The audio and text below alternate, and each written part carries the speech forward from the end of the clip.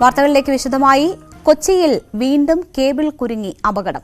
വെണ്ണലയിൽ electric പോസ്റ്റിലെ കേബിളിൽ bike കുരുങ്ങിയാണ് ബൈക്ക് യാത്രക്കാരനും ഗുരുതരമായി പരിക്കേറ്റത്.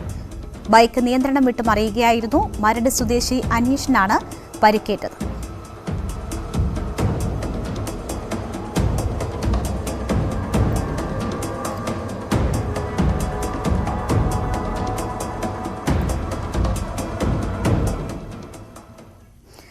ഡാനി ഇപ്പോൾ ഉണ്ട് വാർത്തയുടെ വിവരങ്ങളുമായി. ഡാനി, ഇത്തരം അപകടങ്ങൾ ആവർത്തിക്കുന്നു. കോടതി ഇടപെടൽ ഉണ്ടായിട്ടും കർശന നിർദ്ദേശങ്ങൾ ഉണ്ടായിട്ടും ആ നിർദ്ദേശങ്ങളൊന്നും പാലിക്കപ്പെടുന്നില്ല എന്ന് വേണം മനസ്സിലാക്കാൻ. ഇവിടെ എന്താണ് സംഭവിച്ചത്? കേബിളിൽ കുരുങ്ങി വീണ്ടും ഒരു അപകടം കൂടി കൊച്ചിയിൽ റിപ്പോർട്ട് ചെയ്യപ്പെട്ടിരിക്കുകയാണ്. ഇത് തുടർച്ചയായി കഴിഞ്ഞ രണ്ടാഴ്ചക്കിടെ ഇത് രണ്ടാമത്തെ ഒരു അപകടമാണ് ഉണ്ടാകുന്നത്.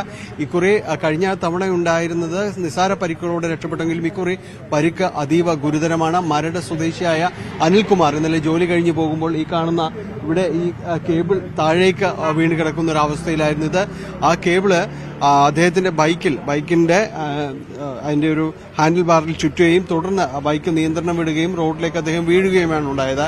ഹെൽമറ്റ് ധരിച്ചിരുന്നുവെങ്കിലും ഹെൽമറ്റ് തെറിച്ചു പോകുന്നു. തലയ്ക്ക് സാരമായ രീതിയിൽ തന്നെ അദ്ദേഹത്തിന് പരിക്ക് പറ്റുകയും ചെയ്തു. തുടർന്ന് ഇവിടെ ഉണ്ടായിരുന്ന ആളുകൾ ശ്രദ്ധയിൽപ്പെട്ട ഉടനെ തന്നെ അദ്ദേഹത്തെ ഇവിടെ തൊട്ടടുത്ത സ്വകാര്യ ആശുപത്രിയിലേക്ക് എത്തിച്ചെങ്കിലും ന്യൂറോ സർജൻ അടക്കമുള്ള ഒരു സംവിധാനങ്ങൾ വളരെ പെട്ടെന്ന് സജ്ജമാക്കാൻ കഴിയാതെ വരികയും തുടർന്ന് വിദഗ്ധ ചികിത്സയ്ക്ക് വേണ്ടി കോട്ടയം മെഡിക്കൽ കോളേജിലേക്ക് കൊണ്ടുപോവുകയാണ്. പക്ഷേ അവിടെ എത്തിക്കുന്നതിന് മുൻപായി ഇപ്പോൾ അദ്ദേഹത്തെ കോട്ടയത്ത് തന്നെ മറ്റൊരു സ്വകാര്യ ആശുപത്രിയിലാണ് പ്രവേശിപ്പിച്ചിരിക്കുന്നത്. അനിൽകുമാറിന്റെ സ്ഥിതി ഗുരുതരമാണെന്നാണ് ലഭിക്കുന്ന പ്രാഥമികമായ റിപ്പോർട്ടുകൾ. നിലവിൽ അദ്ദേഹം ഒരു വെൽഡിംഗ് തൊഴിലാളിയാണ്. ആ ജോലിയുമായി ബന്ധപ്പെട്ട ഇവിടെ എത്തുകയും രാത്രി അത് കഴിഞ്ഞ് തിരിച്ചു പോകുന്ന സമയത്തുമാണ് ഈ അപകടം ഉണ്ടാവുകയും ചെയ്യുന്നത്. നേരത്തെ തന്നെയും കൊച്ചിയിൽ പലതവണ ഈ രീതിയിലുള്ള സമാനമായ രീതിയിലുള്ള അപകടങ്ങൾ റിപ്പോർട്ട് ചെയ്യപ്പെട്ടിട്ടുണ്ട്. പലയിടത്തും ഇതുപോലെ കേബിളുകൾ വളരെ അലക്ഷ്യമായി തൂങ്ങിപ്പോകുന്ന അവസ്ഥകളുണ്ട്. ചില കമ്പനികൾ വളരെ നന്നായി അത് പരിപാലിക്കുന്നുണ്ടെങ്കിൽ കൂടി മറ്റ് പലരും തന്നെയും ഈ കേബിളുകൾ വളരെ അശ്രദ്ധമായി വഴിയിൽ അപകടമുണ്ടാക്കുന്ന രീതിയിലേക്ക് പോകുന്നുണ്ട്. എപ്പോഴും ഇരുചക്ര യാത്രക്കാരാണ് ഇതിന്റെ ഒരു ഇരയാക്കപ്പെടുന്നതെന്നാണ് നേരത്തെ കളമശ്ശേരിയിൽ ഉണ്ടായിരുന്ന സംഭവങ്ങളിലും എല്ലാം തന്നെയും ഈ രീതിയിൽ തന്നെയായിരുന്നു പരാമർശിക്കപ്പെട്ടിരുന്നത്. ഇത് ഇരുചക്ര വാഹന യാത്രക്കാർ തന്നെയായിരുന്നു അതിലുമുണ്ടായിരുന്നത്. അന്ന് കഴുത്തിൽ കേബിൾ കുരുങ്ങുകയും ഭാഗ്യവശാൽ വാഹനം പതുക്കെ ആയതിനാൽ, അതായത് ബൈക്ക് വളരെ പതുക്കെ ആയതുകൊണ്ട് മാത്രമാണ് അദ്ദേഹത്തിന് ഗുരുതരമായ പരിക്ക് പറ്റാതിരുന്നത്. അദ്ദേഹത്തിനൊപ്പം തന്നെ അദ്ദേഹത്തിന് കുട്ടിയുണ്ടായിരുന്നു. പക്ഷെ അന്ന് വലിയ രീതിയിലേക്ക് ധാരണ സംഭവങ്ങളൊന്നും ഉണ്ടായില്ല. പക്ഷെ ഇക്കുറി ഇപ്പോൾ സംഭവിച്ചിരിക്കുന്ന അപകടം ഗുരുതര സ്വഭാവം തന്നെയാണ്. വളരെ ഗുരുതരമായ പരിക്കുകളാണ് അനിൽകുമാറിന് ഏറ്റിട്ടുള്ളതെന്നാണ് ലഭിക്കുന്ന വിവരം. നമുക്കൊപ്പം അദ്ദേഹത്തെ ആശുപത്രിയിലാക്കി അദ്ദേഹം ജോലി ചെയ്തിരുന്ന അദ്ദേഹത്തിന്റെ അനുജന്റെ കൂടെയാണ് അദ്ദേഹം ഒപ്പം തന്നെ ചേരുന്നു. എന്തായിരുന്നു ഇന്നലെ സംഭവിച്ചത്? ഇന്നലെ ഒരു 8:45 ഇവിടെ ഒരു ആക്സിഡന്റ് സംഭവിക്കുന്നത്. ആക്സിഡന്റ് സംഭവിച്ചതിന് ശേഷം നമ്മൾ നോക്കി ഇന്ന് കാലത്ത് പരിശോധിച്ചു എന്തുകൊണ്ടാണ് ആക്സിഡന്റ് നടന്നത്. അത്ര സ്പീഡിൽ ഓടിക്കുന്ന അദ്ദേഹം മനുഷ്യനല്ല. അദ്ദേഹം നോക്കി നോക്കുമ്പോൾ മനസ്സിലായി കേബിൾ കുരുങ്ങിയിട്ട് രാത്രിയിൽ സ്ട്രീറ്റ് ലൈറ്റ് കാര്യമായിട്ടുള്ള ഒരു ബ്രൈറ്റ് ഒന്നുമില്ല. അപ്പൊ അതുകൊണ്ട് തന്നെ ആ ഒരു ആക്സിഡന്റ് സംഭവിച്ചത് കേബിൾ കുരുങ്ങിയിട്ടാന്നുള്ളത് വ്യക്തമാണ്. അദ്ദേഹം വീഴുകയും ഹെൽമെറ്റ് കൊണ്ട് തെറിച്ചു പോകുന്ന ഒരു സാഹചര്യം നമുക്ക് CCTVയിൽ തന്നെ കാണാൻ പറ്റും. 8:45 9 മണിയോട് കൂടി തന്നെ EMC ഹോസ്പിറ്റലിൽ എത്തിക്കും. അവിടെ വിദഗ്ധമായ ചികിത്സയ്ക്ക് വേണ്ടിയിട്ട് അദ്ദേഹത്തിന് കാഷ്വാലിറ്റിയിലോട്ട് മാറ്റുകയും ചെയ്തു. അതനുസരിച്ചിട്ട് തന്നെ CT സ്കാൻ പോലുള്ള സ്കാനിങ് എടുത്തു. തലയ്ക്ക് കാര്യമായിട്ട് പരിക്കുണ്ട്. ഒരു മെയിൻ ഞരമ്പ് പൊട്ടിയിരിക്കുകയാണ്. അപ്പോൾ ബ്ലീഡിംഗ് നല്ലോണം ഉണ്ട്. ചെവിയിൽ നിന്ന് നല്ല ധാരാളം ബ്ലഡ് ഉണ്ടായിരുന്നു. ഷോൾഡർ ഫോമിന്റെ എല്ല് പൊട്ടിയിട്ടുണ്ട്, വാരിയെല്ല് പൊട്ടിയിട്ടുണ്ട്, ബാക്കിൽ എല്ല് പൊട്ടിയിട്ടുണ്ട്. ക്രിട്ടിക്കൽ സ്റ്റേജിലാണ് ഇപ്പോൾ അദ്ദേഹത്തിന്റെ അവസ്ഥ. ഇവിടെ നിന്ന് തന്നെ ഈ എറണാകുളം മെഡിക്കൽ കോളേജിലേക്ക് ഷിഫ്റ്റ് ചെയ്യാൻ വേണ്ടി ഞങ്ങൾ ശ്രമിച്ചായിരുന്നു. പക്ഷെ അവിടെ ന്യൂറോ സർജൻ ഇല്ലാത്തതുകൊണ്ട് തന്നെ അദ്ദേഹത്തിന് കോട്ടയം മെഡിക്കൽ കോളേജ് ബന്ധുക്കൾ ഉൾപ്പെടെയുള്ളവരെ ഏൽപ്പിച്ച് കോട്ടയം മെഡിക്കൽ കോളേജ് ഒരു ICUവിന് സഹായമുള്ള ഒരു വാഹനത്തിലൂടെ നമ്മൾ ആംബുലൻസിലൂടെ അദ്ദേഹത്തിനെ ഷിഫ്റ്റ് ചെയ്തു. അവിടെ ചെന്നപ്പോഴും അവിടെ ഒരു അദ്ദേഹത്തിന് ചികിത്സ ലഭിച്ചില്ല. ഇപ്പൊ കാരിത്താസ് എന്ന് പറഞ്ഞൊരു ഹോസ്പിറ്റലിൽ അദ്ദേഹം ട്രീറ്റ്മെന്റിലാണ്. ഇപ്പോഴും അർജന്റീന സാമ്പത്തിക സഹായം ഇല്ലാത്തതുകൊണ്ട് തന്നെ സാമ്പത്തിക ബുദ്ധിമുട്ടുള്ളതുകൊണ്ട് തന്നെ അദ്ദേഹത്തിന് ഒരു കോട്ടയം മെഡിക്കൽ കോളേജ് പോലുള്ള വിദഗ്ധ ചികിത്സ ലഭിക്കണമെന്നുള്ളതാണ് ഞങ്ങളുടെ അഭിപ്രായം. അദ്ദേഹത്തിന്റെ വരുമാനം കൊണ്ടാണ് ആ കുടുംബം കഴിഞ്ഞു പോകുന്നതുകൊണ്ട് തന്നെ എത്രയും പെട്ടെന്ന് അദ്ദേഹത്തിന് ഒരു ചികിത്സ ലഭിക്കാനുള്ള സാഹചര്യം സർക്കാരിന്റെ ഭാഗത്തും അധികാരികളുടെ ഭാഗത്തും ഉണ്ടാവണം.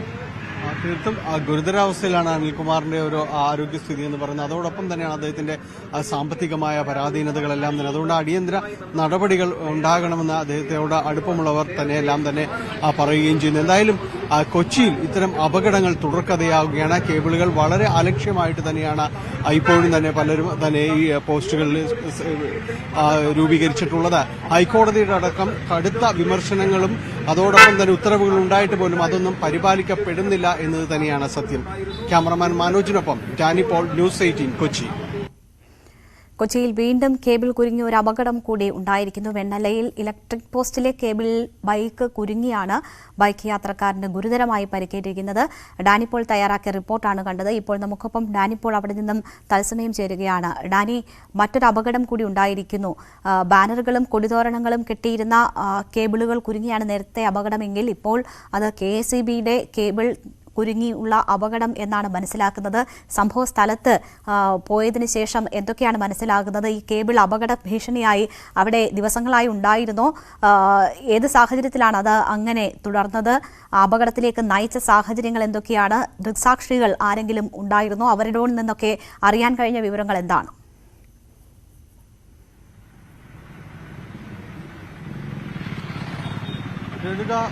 കൊച്ചി വളരെ പെട്ടെന്ന് വികസിക്കുന്ന നഗരമാണെന്നെല്ലാം പറയുമ്പോഴും ഈ വ്യാവസായിക തലസ്ഥാനമെന്നെല്ലാം ആലങ്കാരികമായ തൊങ്ങലുകൾ ഉള്ളപ്പോൾ പോലും അടിസ്ഥാന സൗകര്യങ്ങളുടെ കാര്യത്തിൽ എത്രമാത്രം പിന്നാക്കം നിൽക്കുന്നു എന്നത് ഒരിക്കൽ കൂടി അടയാളപ്പെടുത്തുകയാണ് ഈ സംഭവം. നമ്മളുള്ളത് ആ പോസ്റ്റിന് അരികിൽ തന്നെയാണ്. കാരണം ഇവിടെയാണ് ഒരു മനുഷ്യൻ വളരെ ദയനീയമായിട്ട് അദ്ദേഹം കേബിളിൽ കുരുങ്ങി നിലംപതിക്കുകയുണ്ടായത്. ഈ റോഡിലാണ് അദ്ദേഹം വീണത്. ഇതിൽ ഈ കേബിള് താഴേക്ക് വീണ് കിടക്കുമ്പോൾ അത് അദ്ദേഹത്തിന്റെ ബൈക്കിന്റെ ഹാൻഡിലിൽ ചുറ്റി അദ്ദേഹം താഴെ വീഴുകയും ഹെൽമറ്റ് ധരിച്ചിട്ട് പോലും അദ്ദേഹത്തിന് അതിൽ നിന്ന് രക്ഷപ്പെടാൻ കഴിയാതെ വരികയും ചെയ്യുന്നൊരവസ്ഥ. ഈ റോഡിൽ ഈ കാണുന്ന ഭാഗങ്ങളെല്ലാം അദ്ദേഹം ഇന്നലെ തലയടിച്ച് വീണ ഇതാണ്. ഇവിടെയാണ് തലയടിച്ച് വീഴുന്നത്. ഇവിടെ ഈ ചോരപ്പാടുകളെല്ലാം ഒഴുകി കിടക്കുന്ന ആ ഒരു അവസ്ഥയായിരുന്നു. ഇവിടുന്ന് വളരെ ദാരുണമായ രംഗങ്ങളായിരുന്നു അദ്ദേഹത്തെ ഇവിടുന്ന് ആശുപത്രിയിലേക്ക് മാറ്റുന്നത്. അതോടൊപ്പം തന്നെ മറ്റൊന്നും കൂടി കൂട്ടിച്ചേർക്കുന്നത് ഈ കളമശ്ശേരി മെഡിക്കൽ കോളേജിലേക്ക് എത്തിക്കുമ്പോൾ വളരെ അത്യാവശ്യം വേണ്ട ന്യൂറോ വിഭാഗം, അവിടെ ന്യൂറോ ഡോക്ടർ പോലും ഉണ്ടായിരുന്നില്ല എന്നാണ്. അവിടെ ഇതുവരെയും അത്തരമൊരു പോസ്റ്റിലേക്ക് പോലും അപ്പോയിന്റ്മെന്റ് പോലും നടന്നിട്ടില്ല എന്നുള്ള കാര്യം കൂടി വ്യക്തമാകുന്നു. കാരണം അതുകൊണ്ടാണ് അദ്ദേഹത്തെ വളരെ പെട്ടെന്ന് കോട്ടയം മെഡിക്കൽ കോളേജിലേക്ക് അടക്കം കൊണ്ടുപോയത്. അവിടെ ഇപ്പോഴും അദ്ദേഹത്തിന് ചികിത്സയിലേക്ക് എത്തിക്കാൻ കഴിഞ്ഞില്ല, അപ്പോയിന്റ്മെന്റ് കിട്ടിയിട്ടില്ല എന്നാണ് പറയുന്നത്. നമ്മൾ നേരത്തെ തന്നെ സംസാരിച്ച അദ്ദേഹം നമുക്കൊപ്പം ചേരുന്നുണ്ട്. ഇദ്ദേഹത്തിന്റെ സഹോദരനൊപ്പമാണ് അനിൽകുമാർ ജോലി ചെയ്യുന്നത്. ഇവരാണ് ഇന്നലെ ആശുപത്രിയിലേക്ക് എത്തിക്കുകയും ചെയ്തത്.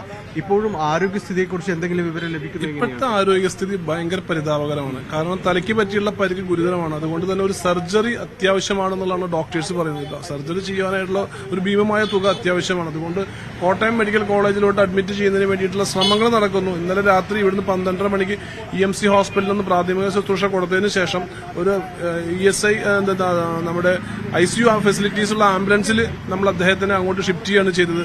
എന്നിട്ടും അവിടെ എത്തുന്നതിനും അവിടെ ചെന്നപ്പോൾ അവിടെ കോട്ടയം മെഡിക്കൽ കോളേജിൽ അവിടെ അഡ്മിഷൻ ലഭിച്ചില്ല. കാരണം അവിടെ വേക്കൻസി ഇല്ല, അതുപോലെ തന്നെ അവിടെ നമുക്ക് അവിടെ സ്പേസ് ഇല്ല എന്നെല്ലാം പറഞ്ഞ് അവർ മടക്കി അയക്കുകയാണ് ഉണ്ടായത്. കളമശ്ശേരിയിലേക്ക് പോയിരുന്നു. കളമശ്ശേരിയിലേക്ക് ഇവർ ബന്ധുക്കൾ വിളിച്ചിരുന്നു. അപ്പോൾ അവിടെ ന്യൂറോ സർജൻ ഇല്ല, അപ്പോൾ അതുകൊണ്ട് നിങ്ങൾ അവിടേക്ക് കൊണ്ടുപോകാൻ കാര്യമില്ല എന്നുള്ള വിവരമാണ് അവരോട് പറഞ്ഞത്. അതനുസരിച്ചിട്ട് ബന്ധുക്കൾ കോട്ടയം മെഡിക്കൽ കോളേജിൽ കൊണ്ടുപോകാനുള്ള ശ്രമം നടത്തി. ഞങ്ങൾ 12:30 മണിക്ക് EMC ഹോസ്പിറ്റലിൽ CT സ്കാൻ ഉൾപ്പെടെയുള്ളപ്പോൾ നടത്തിയപ്പോൾ മനസ്സിലായി തലയ്ക്ക് കാര്യമായിട്ട് പരിക്ക് പറ്റിയിട്ടുണ്ട്. നല്ല ബ്ലീഡിംഗ് ഉണ്ട്. ചോരയിൽ കുളിച്ച് കിടക്കുന്ന അനിൽകുമാറിനെയാണ് ഞങ്ങൾക്ക് ഇന്നലെ കാണാൻ കഴിഞ്ഞത്. അദ്ദേഹത്തിന് എടുത്ത് തൊട്ടടുത്തുള്ള വെണ്ണലയിലുള്ള ചന്തയിലുള്ള ആളുകളെല്ലാം കൂടി എടുത്തു കൊണ്ടുപോയി വളരെ 10 മിനിറ്റിനും അദ്ദേഹത്തിന് ഹോസ്പിറ്റലിൽ എത്തിച്ചുകൊണ്ട് തന്നെയാണ് പ്രാഥമിക ശുശ്രൂഷ നൽകാൻ കഴിഞ്ഞു. പക്ഷേ ഏറ്റവും വലിയ ഡേഞ്ചർ എന്താ വെച്ചാൽ സാമ്പത്തിക ബുദ്ധിമുട്ടുള്ളതുകൊണ്ട് തന്നെ അദ്ദേഹത്തിന് മെഡിക്കൽ കോളേജിൽ കയറ്റി അദ്ദേഹത്തിന് ഒരു ശുശ്രൂഷ നൽകണം. അല്ലെങ്കിൽ സാമ്പത്തികമായിട്ട് വളരെ ബുദ്ധിമുട്ടുള്ള കുടുംബമാണ്. പ്രത്യേകിച്ച് അദ്ദേഹം വെൽഡിംഗ് തൊഴിലാളിയാണ്. ഇപ്പോഴും ഹോസ്പിറ്റലിലേക്ക് പ്രവേശിപ്പിക്കാൻ ഇപ്പോഴും കോട്ടയം മെഡിക്കൽ കോളേജിലേക്ക് പെർമിഷൻ കിട്ടിയിട്ടില്ല. ഇപ്പോഴും കാരിത്താസ് ഹോസ്പിറ്റലിൽ പ്രാഥമിക ശുശ്രൂഷ നൽകിക്കൊണ്ട് അദ്ദേഹത്തിന് ജീവൻ നിലനിർത്തിക്കൊണ്ടിരിക്കുന്നത്. വെന്റിലേറ്ററിലാണ് അദ്ദേഹം ഇപ്പോഴും. ഇന്നലെ രാത്രി മുതൽ അദ്ദേഹം വെന്റിലേറ്ററിലാണ്. ഏതെങ്കിലും രീതിയിൽ അദ്ദേഹത്തിന് ഒരു ശുശ്രൂഷ ലഭിച്ചില്ലെങ്കിൽ അദ്ദേഹത്തിന് ജീവൻ തന്നെ നഷ്ടപ്പെടുന്ന രീതിയിലൂടെ നിൽക്കുന്ന ഒരു സാഹചര്യം. മുൻപും ഇവിടെ ഇതുപോലുള്ള കേബിളിലുള്ള ആക്സിഡൻസുകൾ സംഭവിച്ചിട്ടുണ്ട്. കൊച്ചിയിൽ ഇത് പതിവാണ്. പ്രത്യേകിച്ച് ഹൈക്കോടതി ഉൾപ്പെടെ പറഞ്ഞിട്ടും കാര്യമായിട്ടുള്ള ഒരു ഡാനി, ഞാനിപ്പോൾ ഡാനിയിലേക്ക് തിരിച്ചെത്താം. ഇപ്പോൾ അഡ്വക്കേറ്റ് കുക്കു ദേവകി നമുക്കൊപ്പം ടെലിഫോൺ ലൈനിൽ ചേരുകയാണ്. കുക്കു ദേവകി, താങ്കൾ ഈ ഇത്തരം അപകടത്തിന്റെ ഒരു ഇരയായിരുന്നല്ലോ. തൃശ്ശൂരിൽ കഴിഞ്ഞ ദിവസങ്ങളിലുണ്ടായ ഒരു അപകടത്തിൽ താങ്കൾക്ക് പരിക്കേൽക്കുന്ന ഒരു സാഹചര്യം ഉണ്ടായി. അതിനുശേഷവും കോടതി ഈ വിഷയത്തിൽ ഇടപെടുകയും കർശന നിർദ്ദേശങ്ങളൊക്കെ നൽകുകയും ചെയ്തതാണ്. പക്ഷേ ഒരു അപകടം കൂടി ആ നിലയിൽ ആ രീതിയിൽ സംഭവിച്ചിരിക്കുന്നു. ഇതിൽ പരിക്കേറ്റ ആൾ അതീവ ഗുരുതരാവസ്ഥയിൽ ഇപ്പോൾ ആശുപത്രിയിലാണ് എന്നാണ് മനസ്സിലാക്കുന്നത്. KECBയുടെ കേബിളാണ് ബൈക്കിൽ കുരുങ്ങി അപകടമുണ്ടായത്. ഇത്തരം സംഭവങ്ങൾ ആവർത്തിക്കുമ്പോൾ എന്തു തോന്നുന്നു? വളരെ സങ്കടകരം എന്നേ പറയാവൂ. എന്റെ കേസില് കോടതി വളരെ കൃത്യമായിട്ട് ഇടപെട്ടിട്ടുള്ളതാണ്. അതുപോലെ തന്നെ തൃശ്ശൂർ കോർപ്പറേറ്റ് സെക്രട്ടറി എന്നെ വിളിച്ചിട്ടുള്ളതാണ്. എന്റെ മൊഴി എടുത്തിട്ടുള്ളതാണ്. ഞാൻ അതിൽ കൃത്യമായിട്ട് പറഞ്ഞിട്ടുള്ളതാണ്. കേസ് ഉണ്ട് പറഞ്ഞതാണ്. അപ്പം നേരിട്ട് അദ്ദേഹത്തിനെ വിളിക്കുകയും ചെയ്തത് ഹൈക്കോടതി. വളരെ ശക്തമായി തന്നെയാണ് കോടതിയിൽ ഇടപെട്ടിരിക്കുന്നത്. ഇപ്പൊ എന്റെ പഞ്ചായത്തിൽ പോലും പല സ്ഥലത്തും ഇപ്പോഴും ഇങ്ങനെ തോരണങ്ങളും പിന്നെ അതുപോലെ തന്നെ ഫുട്ബോൾ കളിയുടെ നമ്മുടെ ലോകകപ്പ് കഴിഞ്ഞതിന്റെ ഭാഗമായിട്ടുള്ള കട്ടൗട്ടുകളൊന്നും എടുത്തു മാറ്റിയിട്ടില്ല. അങ്ങനെ ഞാൻ എന്റെ പഞ്ചായത്തിൽ പോയി പറഞ്ഞിരുന്നു എടുത്തു മാറ്റണം. അതായത് റോഡ് സൈഡിലുള്ള കട്ടൗട്ടുകൾ പാടത്തൊക്കെ കെട്ടിയിരിക്കുന്നത്. പക്ഷെ അത് അത്രയും വലിയ കട്ടൗട്ടുകളാണ്. അപ്പൊ അത് മറിഞ്ഞ് നമ്മുടെ റോഡിലേക്കാണ് വീഴാന്ന് ഞാൻ പറഞ്ഞിരുന്നു. അപ്പോ ഇതിലെന്താ വെച്ചാൽ കൃത്യമായിട്ടുള്ള കോടതിയുടെ ഡയറക്ഷൻ ഉണ്ടായിട്ട് പോലും കൃത്യമായിട്ട് ആരാണ് ഇത് നടത്തേണ്ടത്, ഈ നിയമം പാലിക്കേണ്ടത്, അവത് പാലിക്കുന്നില്ല എന്നുള്ള കഷ്ടം. അതായത് ലോക്കൽ ബോഡീസ് അതുപോലെ പോലീസ് അത്ര ആളുകള് ഈ നിയമം അനുസരിക്കുന്നില്ല. അത് മനുഷ്യന്മാർക്ക് ഇത്ര വിനയായിട്ട് വരികയും ചെയ്യുന്നുണ്ട്. എത്ര അപകടത്തിലാണ് ഇപ്പൊ നിങ്ങൾ പറഞ്ഞത് കേട്ടിട്ട് ഞാൻ അറിഞ്ഞില്ല. ന്യൂസ് ഞാൻ അറിഞ്ഞ റോഡിലാണ്, ഞാൻ അറിഞ്ഞിട്ടില്ല. അയാൾ വളരെ ഗുരുതരമായിട്ട് ഹോസ്പിറ്റലാണെന്നാണ് പറയുന്നത്. അപ്പൊ ഇത്രയും കാര്യങ്ങളുണ്ടായി. ഞാൻ എങ്ങനെയോ രക്ഷപ്പെട്ട ഒരാളാണ് ആ കുരുക്കിൽ നിന്ന്. അപ്പം ഇത്തരം കാര്യങ്ങളിൽ കൃത്യമായിട്ടുള്ള, അതായത് ഹൈക്കോടതി ഇടപെടുക എന്നുള്ളത് മാത്രമല്ലല്ലോ, നമ്മൾ ഈ പൗരബോധം കാണിക്കണ്ടേ. ഏത് ബോഡീസ്, ഏത് ലോക്കൽ ബോഡീസ് ആണെങ്കിലും ആരാണെങ്കിലും ഏത് മനുഷ്യരാണെങ്കിലും പാർട്ടിക്കാരാണെങ്കിലും ജനങ്ങളാണെങ്കിലും എല്ലാവരും ഈ പൗരബോധം സൂക്ഷിക്കേണ്ടതുണ്ടെന്നാണ് എനിക്ക് പറയാനുള്ളത്. തീർച്ചയായും. ഇപ്പോൾ TV കാണുന്നില്ല എന്ന് പറഞ്ഞു. നമുക്ക് ഈ ദൃശ്യങ്ങൾ ഇപ്പോൾ ഞങ്ങൾ കൊടുക്കുന്ന ദൃശ്യങ്ങൾ കണ്ടാൽ ആ അപകടമുണ്ടായ സ്ഥലത്തെ ദൃശ്യങ്ങളാണ്. എത്ര അശാസ്ത്രീയമായിട്ടാണ് ഈ കാര്യങ്ങൾ കൈകാര്യം ചെയ്യുന്നതെന്ന് മനസ്സിലാകും. കുറേ കേബിളുകൾ ചുറ്റി അവിടെ അങ്ങ് ഉപേക്ഷിച്ചിട്ട് പോയിരിക്കുന്നത് നമുക്ക് കാണാം. ഇത് ബൈക്ക് യാത്രക്കാർക്കാണ് ഏറ്റവും അപകടം ഉണ്ടാക്കുന്നത്. ഇപ്പോൾ കാണുന്ന, നമ്മൾ ഈ ദൃശ്യങ്ങളിൽ കാണുന്നത് കണ്ടാൽ കാൽനട യാത്രക്കാർക്ക് പോലും വലിയ അപകടം ഉണ്ടാക്കും എന്ന് നമുക്ക് മനസ്സിലാകും. കാക്കനാട്ട് അങ്ങനെ ഒരു സംഭവം ഉണ്ടായിട്ടുണ്ട്. കാൽനട യാത്രക്കാരൻ വീണ് പരിക്കേറ്റ് മൊബൈൽ പൊട്ടുകയും അയാളുടെ കൈവിരൽ ഒടിയുകയും ഒക്കെ ചെയ്ത സംഭവം നേരത്തെ റിപ്പോർട്ട് ചെയ്തിട്ടുണ്ട്. കാൽനട യാത്രക്കാർക്ക് പോലും വലിയ അപകടം ഉണ്ടാക്കുന്ന രീതിയിൽ ബണ്ടിൽ കണക്കിന് കേബിൾ അവിടെ ഉപേക്ഷിച്ച് കുറച്ച് അവിടെ കെട്ടിയെന്ന് വരുത്തി ഒക്കെ പോയിരിക്കുകയാണ്. അതാണ് ഞാൻ പറയുന്നത്. ഒരു തരത്തിലുള്ള എന്ത് റോഡിന്റെ ഇരുഭാഗത്തല്ല, റോഡിൽ എത്ര മര്യാദകൾ അല്ലെങ്കിൽ നിയമം പാലിക്കപ്പെടേണ്ട ഒരു സ്ഥലമാണ് റോഡ്.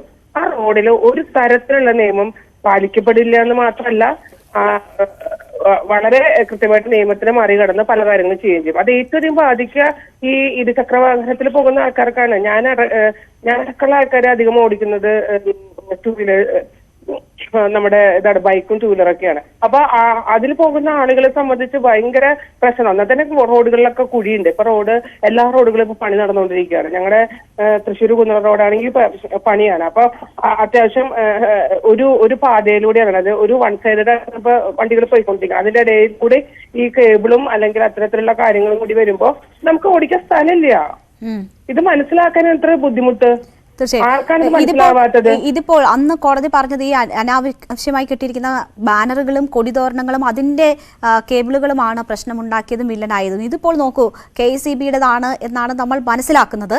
വളരെ അലക്ഷ്യമായി, ഏതെങ്കിലും ഉദ്യോഗസ്ഥരായിരിക്കുമല്ലോ ഇത് ചെയ്തത്. ആ ജോലി അവിടെ ചെയ്തതിന് ശേഷം അത് വളരെ അലക്ഷ്യമായി അവിടെ കൂട്ടിയിട്ടിട്ട് പോയിരിക്കുകയാണ്. അപ്പോൾ പണം വാങ്ങുന്ന ജോലി ചെയ്യുന്ന ഉദ്യോഗസ്ഥരുടെ ഭാഗത്തുണ്ടായ വലിയ അലംഭാവമാണ് നമ്മൾ ഇവിടെ കാണുന്നത്. അത് ഒരാൾക്ക് എത്ര വലിയ അപകടം ഉണ്ടാക്കിയിരിക്കുന്നു എന്നത്.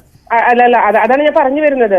ഈ ഉദ്യോഗസ്ഥര് ചെയ്യുന്ന ഇത്തരം കാര്യങ്ങൾ അനുഭവിക്കുന്നത് നമ്മളെ പോലുള്ള ആൾക്കാരാണ്.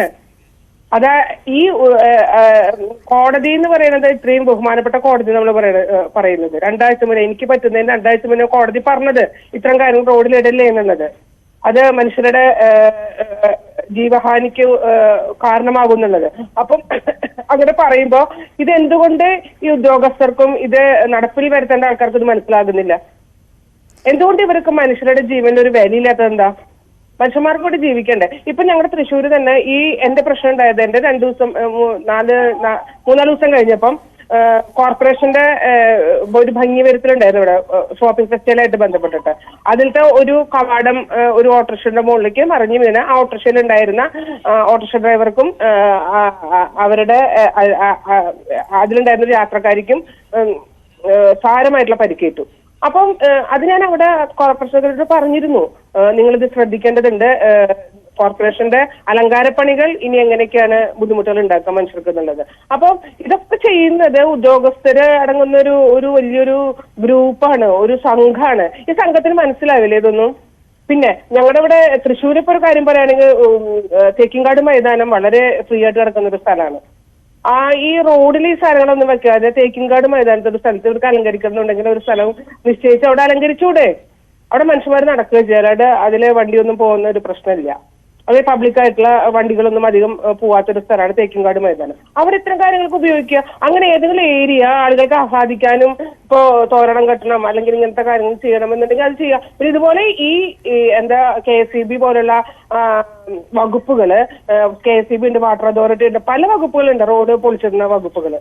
ഈ വകുപ്പുകൾ ഈ പൊളിച്ചിടുന്ന ഈ ആവേശം മൂടാനും അതിന്റെ മറ്റേ കേബിളുകളൊന്നും എടുത്തു മാറ്റാൻ കാണിക്കുന്നില്ല. എന്തുകൊണ്ട് ഇത് കാണിക്കുന്നില്ല എന്നുള്ളതാണ് കോടതി ഇതിൽ മേൽ എന്താണ് കോടതി പറയേണ്ടത്? ആർക്കും ഉണ്ടാകാം, അപകടമുണ്ടാകാം. അത് നമ്മളുടെ ഏറ്റവും അടുത്തവരാകാം, അല്ലെങ്കിൽ നമ്മൾ അറിയാത്ത ഒരു മനുഷ്യനാകാം. ഏതായാലും ഒരു മനുഷ്യജീവിക്ക് ഒരു അപകടമുണ്ടാക്കുന്ന ഒരു സാഹചര്യം ഉണ്ടാകും എന്ന് സംശയം തോന്നിയാൽ അത് മാറ്റാൻ എന്തുകൊണ്ട് കഴിയുന്നില്ല എന്നത് വളരെ വേദനാജനകമാണ്. നമുക്കറിയാം, ചിലപ്പോൾ ഒരു കല്ലോ വടിയോ കേബിളോ ഒക്കെ അപകടകരമായ രീതിയിൽ നിന്നാൽ, ഒരു വൃക്ഷത്തിന്റെ കൊമ്പായാൽ പോലും അത് മുറിച്ചു മാറ്റുന്നവരെ, അത് മാറ്റാൻ തോന്നുന്ന സാമാന്യ ബുദ്ധി കാണിക്കുന്ന മനുഷ്യരെ നമ്മൾ റോഡുകളിൽ, നിരത്തുകളിൽ കണ്ടിട്ടുണ്ട്. പക്ഷേ ഇങ്ങനെയൊക്കെ അപകടമുണ്ടാക്കുന്ന, അപകടക്കെണിയായി ഇത്തരം സാഹചര്യങ്ങൾ അത് ബോധപൂർവം സൃഷ്ടിക്കുന്ന, അതിനെ മാറ്റം വരുത്താതെ അങ്ങനെ ഇട്ടിരിക്കുന്ന ആളുകളെ കുറിച്ച് നമുക്ക് ഓർക്കാൻ പോലും വയ്യ. അത് ഓരോരുത്തരുടെ ജീവനു വരെ ഭീഷണിയാകുന്ന സാഹചര്യം. ഇപ്പോൾ ആ മനുഷ്യൻ, മരട് സ്വദേശി അനീഷിനാണ് ഗുരുതരമായി ഈ അപകടത്തിൽ പരിക്കേറ്റത്. അദ്ദേഹത്തിന്റെ നില അതീവ ഗുരുതരമാണ് എന്നാണ് പറയുന്നത്. അദ്ദേഹത്തെ മാത്രം ആശ്രയിച്ച് കഴിയുന്ന ഒരു കുടുംബം, അങ്ങനെ വളരെ സാമ്പത്തികമായി പോലും പരാധീനതകളുള്ള ഒരു കുടുംബത്തിലെ അംഗമാണ് എന്ന് കൂടി നമുക്ക് പ്രാഥമികമായി വിവരം ലഭിക്കുന്നുണ്ട്. അവിടെ നിന്നവർ പ്രതികരിച്ചവരൊക്കെയും നൽകുന്ന വിവരം അതാണ്. അങ്ങനെ ഒരു ജീവന് ഭീഷണിയായി ആ സാഹചര്യം അവിടെ ഉണ്ടാവുകയായിരുന്നു. ഡാനി ഇപ്പോൾ നമുക്ക് ഒപ്പം അവിടെ നിന്ന് തുടരുന്നുണ്ട്. ഡാനി, KSEBയുടെ പോസ്റ്റാണ് എന്ന് പറയുന്നെങ്കിലും നമുക്ക് ഒരുപാട് കേബിളുകൾ അവിടെ കാണാം. അതൊക്കെ ഇങ്ങനെ വളരെ അലക്ഷ്യമായി റോഡിലുടനീളം കിടക്കുകയാണ്. ബൈക്ക് യാത്രക്കാർക്കെന്ന് മാത്രമല്ല, കാൽനട യാത്രക്കാർക്ക് പോലും അപകടം സൃഷ്ടിക്കാൻ പറ്റുന്ന തരത്തിൽ ഉപേക്ഷിക്കപ്പെട്ട നിലയിലൊക്കെയാണ് അതങ്ങനെ കിടന്നത്. ഇത്രയും അശാസ്ത്രീയമായി ഇത് കൈകാര്യം ചെയ്യുന്നത് ആരാണ് ഇതിന് നീക്കാൻ ഉത്തരവാദിത്തപ്പെട്ടവർ? നമുക്ക് കൂടുതലായും അവിടെ നിന്ന് ലഭ്യമാകുന്ന വിവരങ്ങൾ എന്താണ്? ഇതിപ്പോൾ ഒരു നാട്ടുകാരന് പോലും കണ്ടാൽ അത് അപകടക്കെണിയാണെന്ന് മനസ്സിലാകും. ആരും ഇക്കാര്യം ഇതുവരെ പരാതിപ്പെട്ടില്ലേ? ആരുടെയും ശ്രദ്ധയിൽ ഇക്കാര്യം വന്നില്ലേ?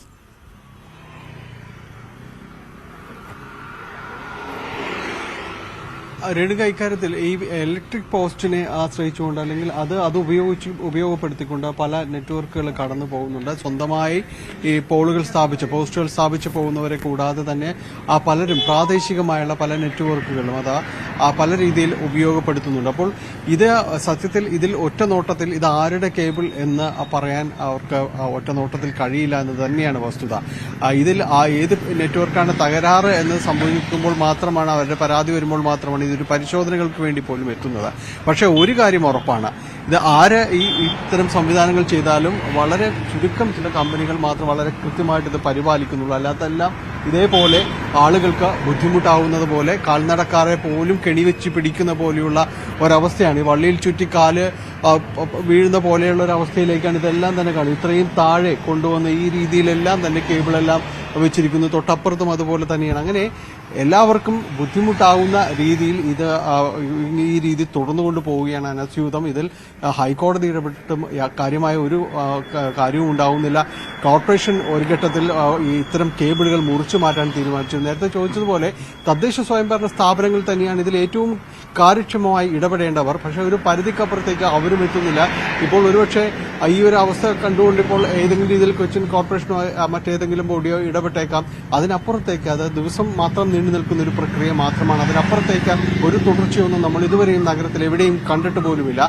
അതോടൊപ്പം തന്നെയാണ് ഈ ഇലക്ട്രിക് പോസ്റ്റിനെ ആശ്രയിക്കുന്ന ഇലക്ട്രിക് പോസ്റ്റിലൂടെ വലിക്കുന്ന കേബിളുകൾക്ക് അത് കൃത്യമായ രീതിയിൽ അതിന്റെ ഒരു കാര്യക്ഷമത ഉറപ്പുവരുത്തണമെന്ന് KECBക്ക് അടക്കം ഈ ഘട്ടത്തിൽ ഇടപെടാവുന്നതേ ഉള്ളൂ. പക്ഷെ അത്തരം ഒരു കാര്യത്തിലേക്കൊന്നും എവിടെയും എന്തായാലും ഈ വിഷയം കോടതിയുടെ പരിഗണനയിൽ ഇരിക്കുന്നതാണല്ലോ. കർശന നിർദ്ദേശം കോടതി നൽകിയതുമാണ്. അപ്പോൾ കൊച്ചിയിൽ തന്നെ ഇത്തരം ഒരു സംഭവം ആവർത്തിച്ചിരിക്കുന്ന ഒരു സാഹചര്യത്തിൽ അതിൽ കോടതിയുടെ ഇടപെടൽ ഉണ്ടാകുമെന്നാണോ പ്രതീക്ഷിക്കുന്നത്?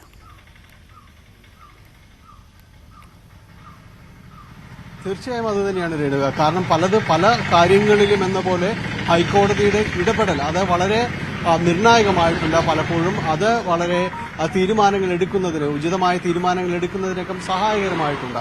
അതുകൊണ്ട് ഈ ഒരു കാര്യത്തിലും കോടതിയുടെ ഒരു ഇടപെടൽ വളരെ അനിവാര്യം തന്നെയാണ്. ഇടപെടൽ ഉണ്ടാകുമെന്നുള്ളൊരു പ്രതീക്ഷയുണ്ട്. പ്രത്യേകിച്ച് കോടതി ഇക്കാര്യത്തിലെല്ലാം കൃത്യമായ രീതിയിൽ നിർദ്ദേശം നൽകുകയും അന്ത്യശാസനം നൽകുകയും എല്ലാം ചെയ്തിട്ടും ഇതിലേക്കൊന്നും കാര്യമായ രീതിയിൽ ബന്ധപ്പെട്ടവർ കടന്നിട്ടില്ല എന്നതിന്റെ കൃത്യമായ അടയാളപ്പെടുത്തലാണ് ഈ അപകടം. കൃത്യമായ ഒരു ചൂണ്ടുപലക തന്നെയാണ് ഈ അപകടം.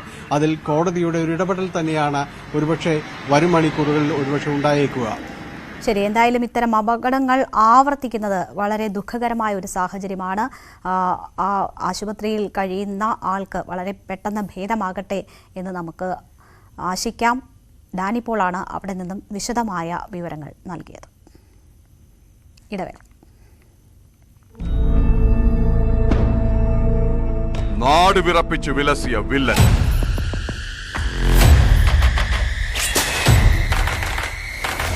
ഉറക്കം നഷ്ടപ്പെട്ട ധോണി, 15 കിലോമീറ്റർ അകലെ വെച്ച കാണും. അങ്ങനെ എന്റെ പുറകിൽ വന്നിട്ട് കളിച്ചവിട്ടില്ല തന്നെയാണ്, ഞങ്ങൾക്ക് അതിന് കണ്ടാലറിയാം. സർവ്വസന്നാഹങ്ങൾ ഒരുക്കിയിട്ടും ആദ്യ ദിവസം PT7 പിടിതരാതെ കാടുകയറി. നാളെ തന്നെ മയക്കുവെടി വെച്ച് PT7നെ കൂട്ടിലടയ്ക്കാനുള്ള ഓപ്പറേഷനുമായാണ് ദൗത്യമായാണ് മുന്നോട്ട് പോകുന്നത്.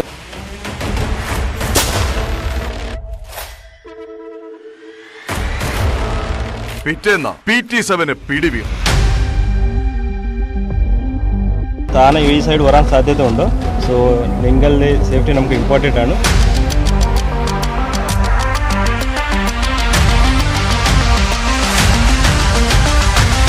നമുക്ക് കിട്ടുന്ന ഏറ്റവും പുതിയ വിവരം മയക്കുവെടി വെച്ചു എന്നുള്ള വിവരമാണ്.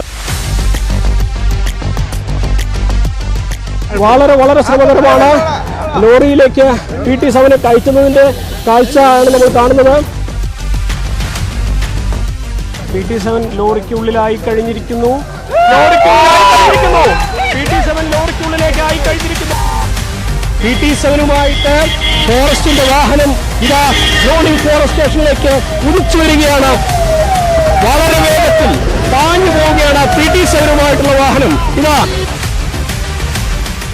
PT7 കാടിറങ്ങിയ കാലം മുതൽ ധോണിക്കാർക്കൊപ്പം ഞങ്ങളുമുണ്ടായിരുന്നു. ഒടുവിൽ PT7 വലയിലാകുമ്പോൾ വിവരങ്ങളും ദൃശ്യങ്ങളും ആദ്യമെത്തിയതും news 18-ൽ.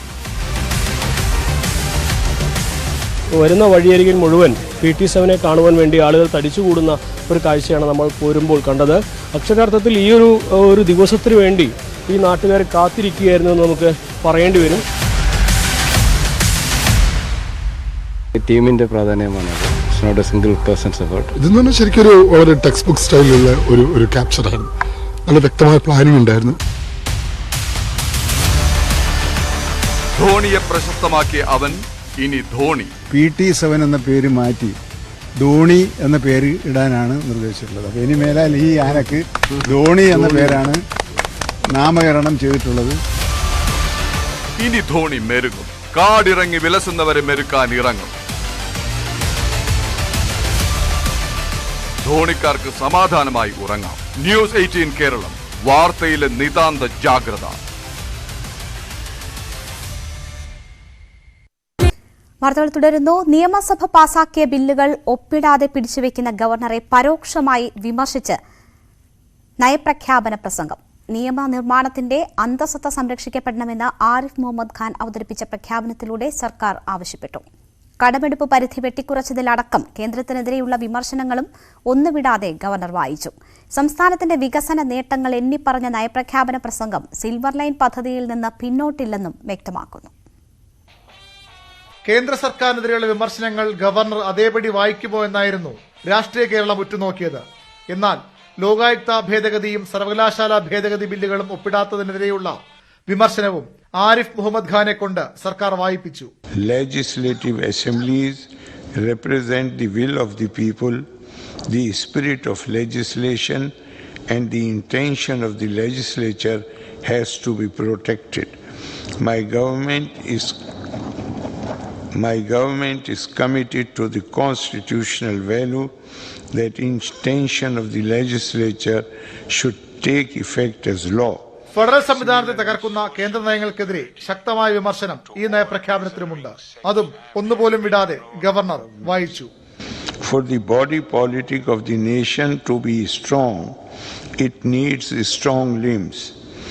States have heavy responsibilities in the social sector and their fiscal position has to be strong.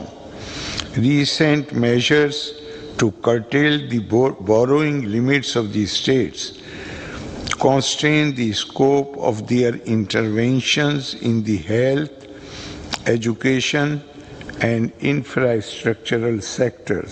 നീതി ആയോഗിന്റെയും റിസർവ് ബാങ്കിന്റെയും കണക്കുകൾ ഉദ്ധരിച്ചാണ് നേട്ടങ്ങൾ എണ്ണിപ്പറഞ്ഞത്. ദേശീയപാതാ വികസനത്തിൽ കേന്ദ്രത്തെയും നയപ്രഖ്യാപനം അഭിനന്ദിച്ചു.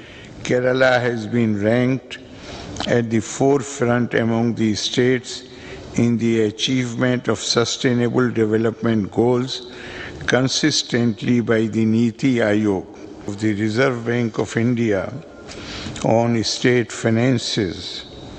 Kerala is one of the relatively better off among the states regarding innovation index addressing environmental concerns. മുല്ലപ്പെരിയാറിൽ പുതിയ dam വേണമെന്നും ഡാമിന്റെ പഴക്കം ഭീഷണിയാകുന്നുവെന്നുമുള്ള ആശങ്ക ആവർത്തിച്ച നയപ്രഖ്യാപനം സിൽവർ ലൈനിൽ സർക്കാർ പ്രതീക്ഷ കൈവിട്ടിട്ടില്ലെന്നും വ്യക്തമാക്കുന്നു. Kerala has been taking a consistent stand that while sufficient water should be given to Tamil Nadu, a new dam needs to be constructed, considering the grave threats posed by existing aged Mullaperiyar Dam. 1 മണിക്കൂർ 14 minute മാത്രമുള്ള താരതമ്യേന ദൈർഘ്യം കുറഞ്ഞ പ്രസംഗമായിരുന്നു ഇത്തവണത്തേത്. നിയമസഭയിലെത്തിയ ഗവർണറെ മുഖ്യമന്ത്രിയും സ്പീക്കറും മന്ത്രി K രാധാകൃഷ്ണനും ചേർന്ന് സ്വീകരിച്ചു. V Arun, news 18 Thiruvananthapuram.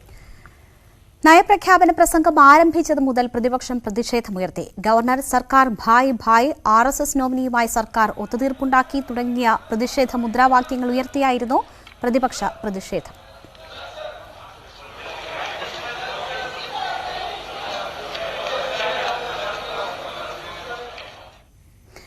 ചരിത്രത്തിൽ ഏറ്റവും മോശമായ നയപ്രസംഗമായി ഇത് അറിയപ്പെടുമെന്നും നയപ്രഖ്യാപനത്തിൽ പറയുന്നത് വസ്തുതാവിരുദ്ധമായ കാര്യങ്ങളാണെന്നും VD സതീശൻ പറഞ്ഞു. കേന്ദ്ര സർക്കാർ അനുമതി കൊടുത്താലും സിൽവർ ലൈൻ പദ്ധതി നടപ്പാക്കാൻ ഒരു കാരണവശാലും അനുവദിക്കില്ലെന്നും പ്രതിപക്ഷ നേതാവ് പറഞ്ഞു.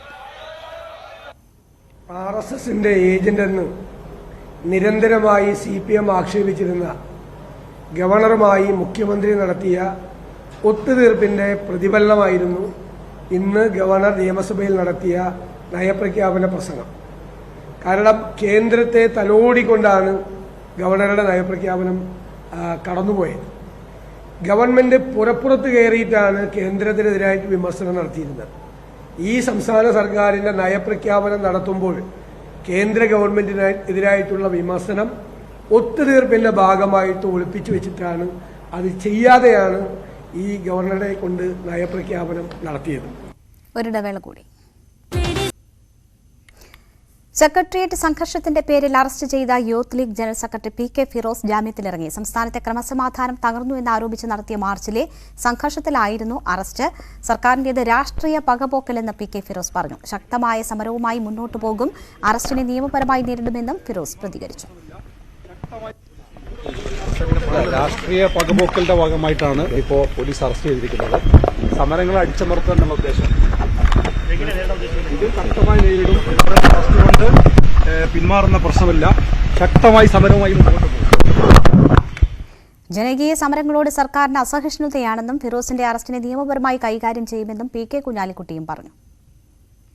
ഇപ്പോ സംസ്ഥാന സെക്രട്ടറി ഫിറോസിനെ അറസ്റ്റ് ചെയ്യുകയും ചെയ്തിരിക്കുന്നു. അതിന്റെ അർത്ഥം ജനകീയ പ്രശ്നങ്ങൾ ഉയർത്തിപ്പിടിച്ച് നടത്തുന്ന സമരങ്ങളെ അടിച്ചമർത്തുന്നു. പ്രക്ഷോഭങ്ങളിലൂടെ പ്രസ്ഥാനം വളർത്തിയെടുത്ത് അധികാരത്തിൽ വന്ന ഇടത് ഗവൺമെന്റ് ഇപ്പോ ജനകീയ പ്രശ്നങ്ങളിൽ പ്രക്ഷോഭം നടക്കുമ്പോൾ അതിനോട് അസഹിഷ്ണുത കാണിക്കുകയാണ്. സംസ്ഥാന സെക്രട്ടറി എത്രയും ദിവസം കഴിഞ്ഞതിന് ശേഷം ഇപ്പോ അറസ്റ്റ് ചെയ്തു എന്ന് പറഞ്ഞാൽ ആ അസഹിഷ്ണുതയാണ്, വളരെ വ്യക്തമാണ്. KR നാരായണൻ ഇൻസ്റ്റിറ്റ്യൂട്ട് സമര വിഷയത്തിൽ വിദ്യാർത്ഥികൾ ഉന്നത വിദ്യാഭ്യാസ മന്ത്രിയുമായി ചർച്ച നടത്തുകയാണ്. മന്ത്രി ബിന്ദുവിന്റെ ഓഫീസിലാണ് ചർച്ച. ഡയറക്ടറെ മാറ്റുന്നതടക്കം 15 ആവശ്യങ്ങളാണ് വിദ്യാർത്ഥികൾ ഉന്നയിച്ചത്. വിവരങ്ങളുമായി നന്ദകുമാർ ചേരുന്നു.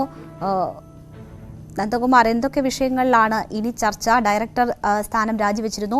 അതിനുശേഷമുള്ള വിഷയങ്ങളിൽ എങ്ങനെയുള്ള ഒരു സമവായമാണ് സർക്കാർ തേടുന്നത്?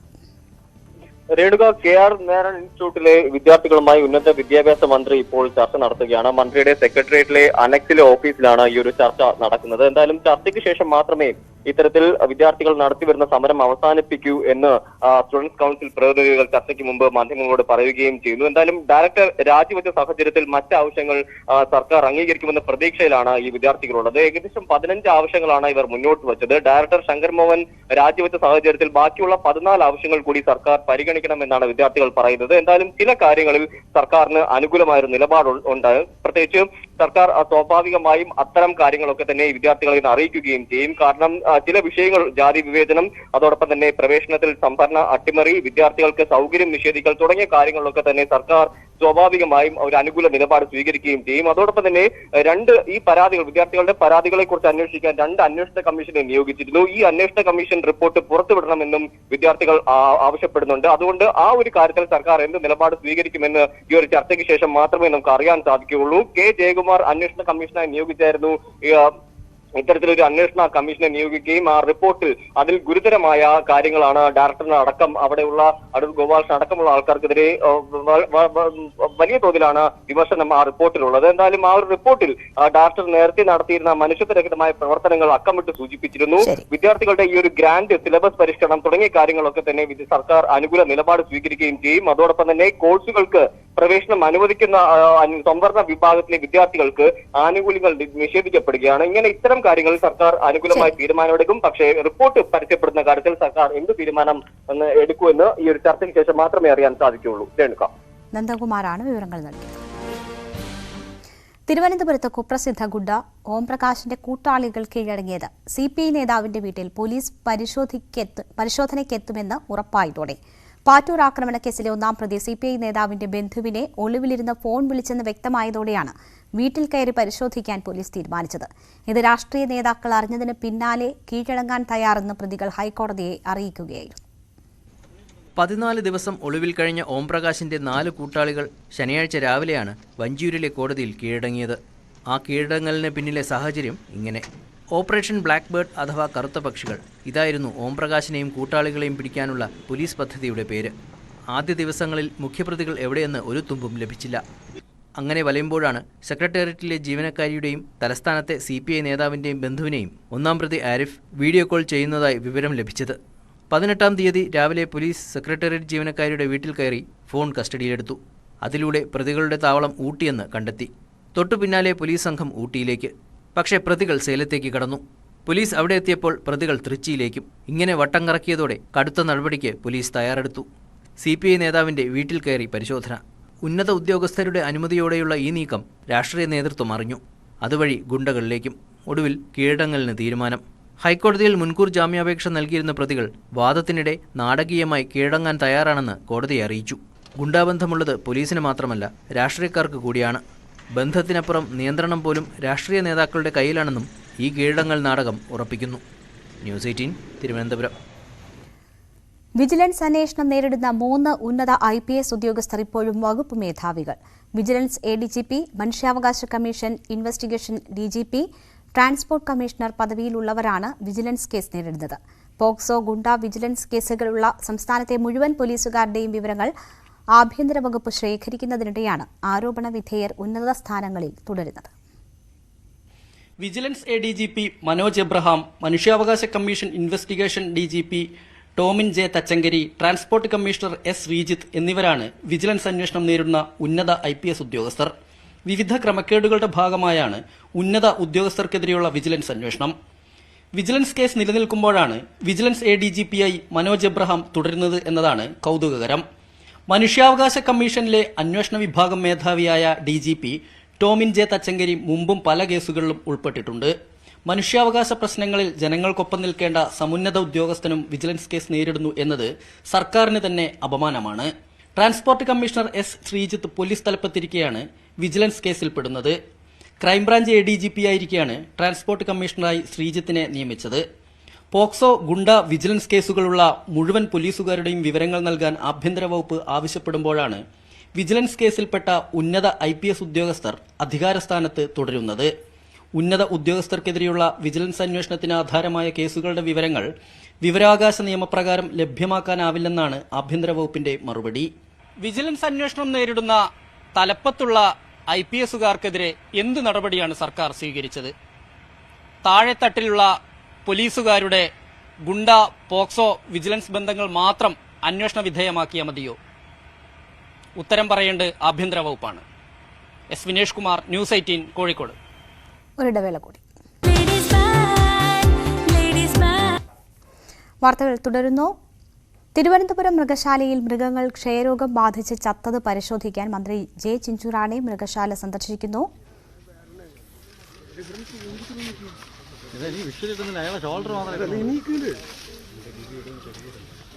ഡാൻ കുര്യനുണ്ട് വിവരങ്ങളുമായി. ഡാൻ, മൃഗങ്ങൾ ക്ഷയരോഗം ബാധിച്ച് ചത്ത സാഹചര്യത്തിലാണ് മന്ത്രിയുടെ സന്ദർശനം. എന്താണ് അവിടെ നിന്നുമുള്ള വിവരങ്ങൾ? രണിക, ഈ ക്ഷയരോഗം പിടിപെട്ട് മൃഗങ്ങൾ ചത്തൊടുക്കുന്ന തിരുവനന്തപുരം മൃഗശാലയിലാണ് ഇപ്പോൾ മന്ത്രി ചിഞ്ചുറാണിയുടെ നേതൃത്വത്തിൽ മറ്റ് ഉദ്യോഗസ്ഥരെത്തി പരിശോധനകൾ, മിന്നൽ പരിശോധന നടത്തിക്കൊണ്ടിരിക്കുന്നത്. പുള്ളിമാനുകൾക്കും കൃഷ്ണമൃഗങ്ങൾക്കുമായിരുന്നു ക്ഷയരോഗബാധ കണ്ടെത്തിയത്. 10 മാസത്തിനിടയിൽ ഈ 2 കൂട്ടിലുമായി 15 പുള്ളിമാനും 38 കൃഷ്ണമൃഗവും അടക്കം ഏതാണ്ട് 52 എണ്ണം ചത്തതായിട്ടാണ് കണക്കുകൾ. അതുകൊണ്ട് തന്നെ എന്താണ് ഇത്തരത്തിലുള്ള ഒരു ബാധ ഇങ്ങനെ പടർന്നു പിടിക്കുന്നതിന്റെ പിന്നിലെ കാരണമെന്ന് മനസ്സിലാക്കുന്നതിന് വേണ്ടിയിട്ടുള്ള വിദഗ്ധമായ പരിശോധനകളൊക്കെ നടക്കുന്നുണ്ട്. അതിന് പിന്നാലെയാണ് ഇപ്പോൾ മിന്നൽ സന്ദർശനവുമായി മന്ത്രി തന്നെ ഇപ്പോൾ മൃഗശാലയിലേക്ക് എത്തിയിരിക്കുന്നത്. വിശദമായ പരിശോധനകൾക്ക് ശേഷമായിരിക്കും ഇതുമായി ബന്ധപ്പെട്ട തുടർ നടപടികൾ സ്വീകരിക്കുക. എന്തായാലും ജീവനക്കാർക്കടക്കം ഈ ഒരു പശ്ചാത്തലത്തിൽ അവർ കൃത്യമായ ഈ പ്രതിരോധ സംവിധാനങ്ങളുടെ ഭാഗമായി ഈ കൃത്യമായ ആരോഗ്യ പരിശോധനകൾ നടത്താനും വേണ്ടത്ര ചികിത്സ ഉറപ്പാക്കാനുമുള്ള ഒരു സംവിധാനങ്ങളൊക്കെ ഒരുക്കിയിട്ടുണ്ട്. എന്തായാലും അല്പസമയത്തിനകം ഈ സന്ദർശനത്തിന് ശേഷം മന്ത്രി തന്നെ മാധ്യമങ്ങളെ കണ്ട് നിലവിലത്തെ സാഹചര്യം അത് കൃത്യമായി തന്നെ അറിയിക്കും എന്നാണ് സൂചന. ശരി, ഡാൻ കുര്യനാണ് വിവരങ്ങൾ നൽകിയത്. സംസ്ഥാനത്തെ നഴ്സുമാരുടെ മിനിമം വേതനം പുനഃപരിശോധിക്കണമെന്ന് സർക്കാരിനോട് ഹൈക്കോടതി. 3 മാസത്തിനകം വേതനം പുനഃപരിശോധിക്കാനാണ് ഉത്തരവ്. 2018 സർക്കാർ പ്രഖ്യാപിച്ച മിനിമം വേതനമാണ് പുനഃപരിശോധിക്കേണ്ടത്. സംസ്ഥാനമാകെ നീണ്ട വ്യാപക സമരങ്ങളുടെയും പ്രതിഷേധങ്ങളുടെയും പിന്നാലെയാണ് 2018 നഴ്സുമാരുടെ മിനിമം വേതനം സർക്കാർ നിശ്ചയിച്ചിരുന്നത്. 50 കിടക്കകൾ വരെയുള്ള ആശുപത്രികളിൽ മിനിമം വേതനം 20,000 രൂപയും പരമാവധി 30,000 രൂപയായിട്ടുമാണ് അന്ന് സർക്കാർ നിശ്ചയിച്ചിരുന്നത്. ഇതിനെതിരെ മാനേജ്മെന്റും നഴ്സുമാരും വ്യത്യസ്ത ഹർജികളുമായി ഹൈക്കോടതിയെ സമീപിച്ചിരുന്നു. ഈ ഹർജി പരിഗണിച്ചപ്പോഴാണ് ഹൈക്കോടതി സുപ്രധാന ഉത്തരവ് പുറപ്പെടുവിച്ചത്. ഇതിനായി സർക്കാരിന് 3 മാസത്തെ സാവകാശവും നൽകി. നഴ്സുമാരുടെയും ആശുപത്രി ഉടമകളുടെയും അഭിപ്രായങ്ങൾ ആരാഞ്ഞതിനു ശേഷം വേതനം പുനഃപരിശോധിക്കുന്നതിനാണ് കോടതിയുടെ നിർദ്ദേശം. മാനേജ്മെന്റിനും നഴ്സുമാർക്കും 2018 തുക സമ്മതമല്ല. ന്യൂസ് 18 കൊച്ചി. മൂവാറ്റുപുഴയിൽ കനാൽ ഇടിഞ്ഞു വീണ് വൻ അപകടം. തലനാരിഴയ്ക്കാണ് കാർ യാത്രക്കാർ രക്ഷപ്പെട്ടത്. മൂവാറ്റുപുഴ കൂത്താട്ടുകുളം ലിങ്ക് റോഡിൽ വെള്ളവും ചെളിയും നിറഞ്ഞതോടെ ഗതാഗതം മണിക്കൂറുകളോളം പൂർണ്ണമായും തടസ്സപ്പെട്ടു.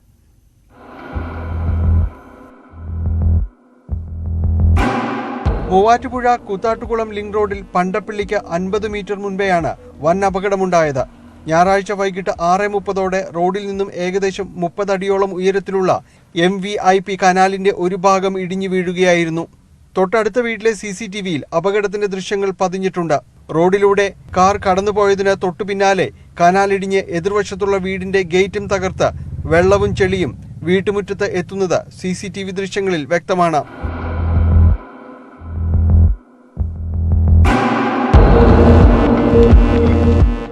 റോഡിലേക്ക് ചെളിയും മണ്ണും വീണതോടെ ഇതുവഴിയുള്ള ഗതാഗതം മണിക്കൂറുകളോളം നിലച്ചു.